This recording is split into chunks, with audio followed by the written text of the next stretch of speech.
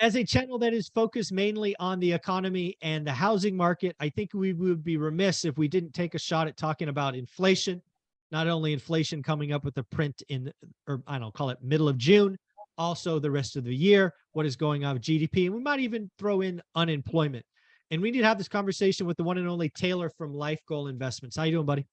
Doing great. Thanks so much for having me. This is a volatile economy, a volatile news cycle that we're in. So this is ultra important. Let's get into it. Yeah, the first thing I want to talk about is rates. Again, I look at mortgage rates a lot. I think we started last week at 6.5. We ended at 6.9, which is a wild move, all to the upside. And I actually think kind of a head fake because it's reacting to some noise from the Fed. It's reacting to the debt ceiling. I think all of that stuff will resolve itself in a week or two, but still, that's a huge move. That's going to slow housing down, less offers, more, days on market. It's going to have an impact. What did you see in rates last week? Yeah, no doubt about it. You start amortizing 6.9 versus 6.5 or whatever it is that you said over a 30-year mortgage. That is a ridiculous amount of money on a $400,000 house, which is the average home price. No doubt. Yeah, rates have been all over the place this year. It's funny because they have something called the MOVE index. So let me talk about stocks first. Stocks have what they call the VIX index, and this is much more widely followed. It's known as the fear gauge. So the higher the VIX, the more volatile stocks are, and generally stocks are going down as they're more volatile. So what Okay. you've seen this year is 20 is kind of that point of demarcation when it comes to the VIX. The VIX is cruising along right at like 15, 16, 17. 20 is when it starts to get volatile. And it hasn't really touched up against that. So the stock market is saying all is good, sanguine environment. But the MOVE index on the other side is the stock market, or is the bond market's version of the VIX, that fear index for bonds.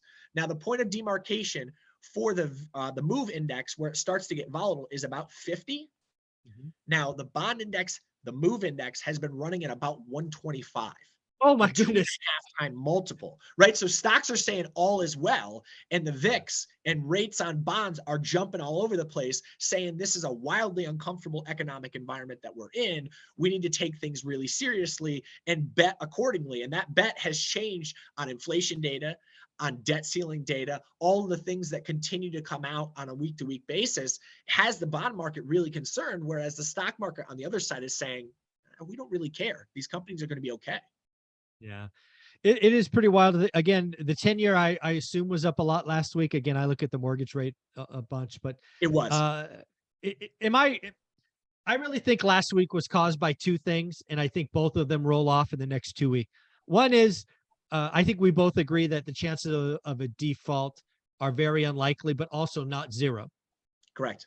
And I think the bond market is faster to price in non-zero than the stock market. The stock market's like, you got me last time, not going to happen this time. You all have figured out, and the last minute, I'm not going to sell because of your nonsense. The bond market's reacting right away. Is that Yep. fair? And so to wrap some context around that, right now, as of this weekend, Barron's wrote an article on it. The odds on the debt ceiling not being lifted before it gets stumbled upon are 3.9% today.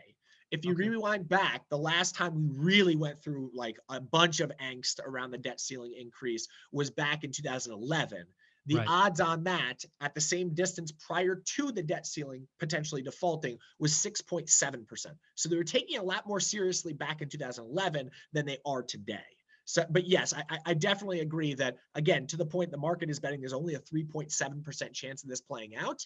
Mhm. But we mentioned this a couple of weeks ago as we initially started talking about the debt ceiling. Is it's funny, the market's not going to price it until they price it. That's a Yogi Right. Berra-ism there, right? I get Right. that. Right. Right. But what I'm getting at there is everyone thinks that this will happen at the 11th hour, right? Coming up on that June 1st-ish deadline when we stumble across the debt ceiling, all of Right. a sudden it will be taken care of and the Democrats and Republicans will come together on a deal. But if it doesn't happen, it's going to go from that, maybe it'll tick up to 5% at that point to And boom, then you it's go happened. boom. Yeah. Yeah. Yeah. And then the other thing that obviously happened last week is you started getting more and more Fed presidents coming out talking tough, talking hawkish.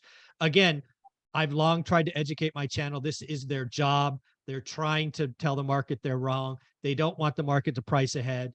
the James Bullard come out today, who, oh, by the way, is a non-voting member, saying we've got 2 more rate increases. Neil Kashkari saying, hey, if we pause in June, that doesn't mean we hike in July.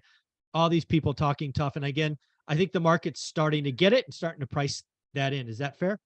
Yeah, again, to the point I made, I guess it was on the last conversation, is the reality is the Fed is starting to get the market to walk in their direction. So earlier on this year, as of just about 3 weeks ago, there were 3 rate cuts built in by the end of the year. Rate cuts, the Fed cutting rates.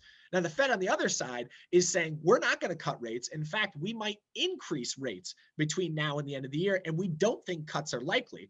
So again, the market was saying 3 cuts, and now they're going, okay, we're actually starting to see that the Fed is taking this really seriously. Now we're only pricing 2 cuts. So there's still a long ways apart in 50 basis points, 0.5%, where the market's saying things are and where the Fed's saying things are. But nonetheless, directionally, they're coming together. But it's interesting, that hasn't really been priced in the stock market.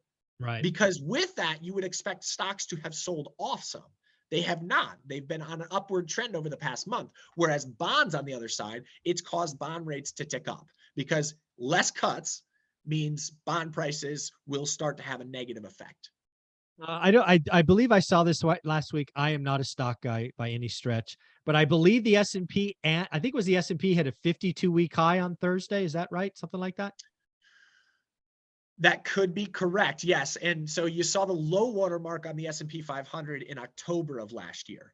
So that would be kind of where that low water mark is. But the highs have obviously trailed off because it essentially perpetuated downward throughout 2022. So that could certainly make sense that a 52-week high could have been made. I guess so. I'm looking at my phone now again, CNBC. So it's the high of the year. So I stand corrected. The 52-week high is 43.25, and we're at, I'll call it 4,200. So I stand corrected. It was a year-to-date high. Gotcha. But that's, you're not far off, right? Yeah, I'm not far off. Less than a couple hundred points. Yeah, but the reason I bring that up is I don't think the Fed had a year-to-date high on the S&P 500 on their bingo card. That's really the point. Nor do I. Nor do I. Yeah. The Fed is trying to get consumer and market behavior more in line with theirs, and they haven't successfully done that thus far, at least on the stock side. Again, on the bond side, they certainly have. The bond market's been much more reactive. So I'm going to put something out here. This is my thesis, my opinion. This is my guess about what goes on with rates. I believe rates have their years there sometime between now and June 12th. We will see the high water mark for rates, both in mortgages and the 10-year. Why do I say that? Because I think everything goes the Fed's direction after the 12th. We will have a debt ceiling resolution before June 12th. Even if it defaults, it will default for hours, days, something will happen. We will start to get economic data, right? A week from Friday, we will get the jobs number for May. I think that will come in below expectations, perhaps even low, under 100,000. We will get CPI headline and core, which I think come in because of a large base effect rolling off, which, oh, by the way, we will have for 2 months in a row. Then we will get housing data start to roll off. We looked at Truflation earlier and saw that what is going on in housing. So I think for the next 4 months, inflation goes the Fed's way. And we end, CPI headline could be sub 4% in the next 4 months. So again, and we will get economic data being weaker. We will validate an earnings recession for a third quarter.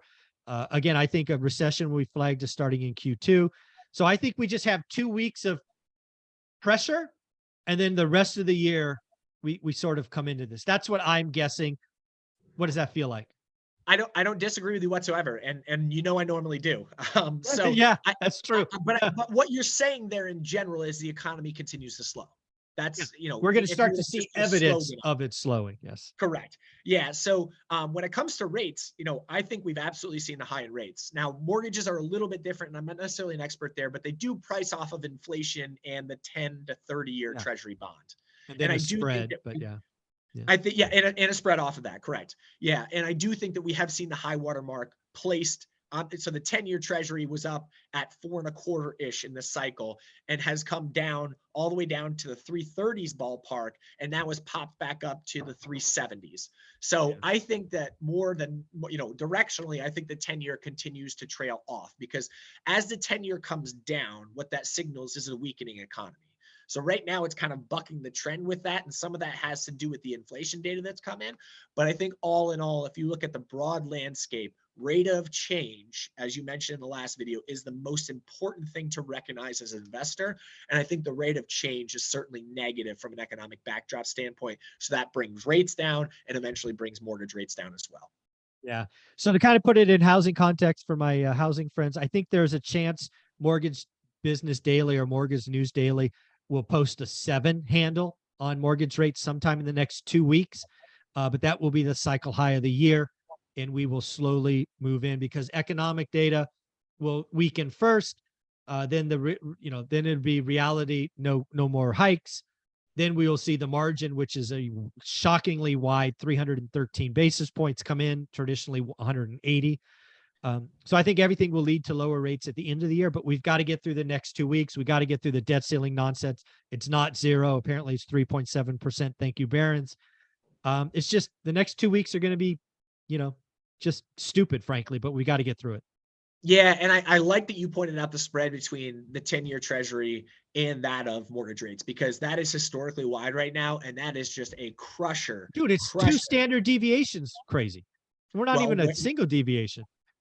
That's a function of 2 things. One is the banks didn't know where inflation was going, so they had to price it in aggressively on the front end. And the second part of that is the struggles that the banking industry is seeing right now, right? Oh, yeah. So they've said, hey, we're not going to drop these because we want more liquidity on our books in case we get a bank run like Silicon Valley Bank, like First Republic, like the others that have seen it. So they need to have that liquidity on their books. And to do that, they price a mortgage higher. If you do take that mortgage, they're going to make a good chunk out of your skin onto their balance sheet. Yeah, exactly.